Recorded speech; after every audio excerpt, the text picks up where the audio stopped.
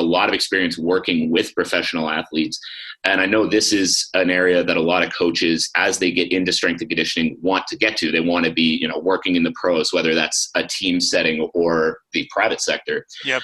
In your experience working with these pros and these high-level athletes, what have been some common challenges you faced, and how can other strength and conditioning coaches be more prepared for these challenges before stepping into similar roles? Yeah, I'd say, I tried covering that the best I could, and I know it sounds salesy in my book, right? Like that was the whole point of writing the book, is I realized I was doing so many of these podcasts and things like that. I'm like, man, I need a centralized place to put this information.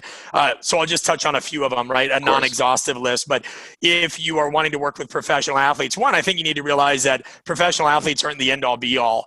I was good at dealing with professional athletes because I also had experience at working with kids. If you want to enhance your skills as a coach, work with kids first, without a doubt. And I mean, some people, there's plenty of people that want to work with kids their entire career, and I think that's incredible. There's way too many people fetishizing working with pro athletes, right? And it's great, and I loved it, and I've been fortunate to train more than 500 of them, and it was a population that I liked, but I liked it for different reasons, right? It wasn't because, oh my God, these guys are so explosive and they're incredible at this and that.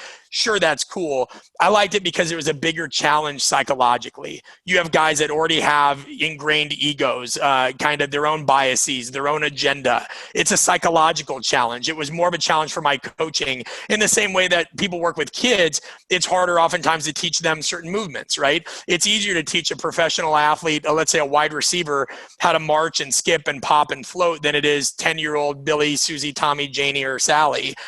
So I think if you want to understand and really challenge yourself, you should coach as many different demographics as you can, from the person that works a desk job to the 10-year-old that doesn't speak English to the pro athlete, what have you. I mean, that's anything in life. Diversify your skill set, diversify your investing, diversify your relationships, diversify your education. But if people literally are just wanting to coach pro athletes, I mean, be ready to deal with drama. Be ready to deal with a lot of different things other than training. Be ready to deal with disloyalty. Be ready to deal with the things that nobody ever tells you about.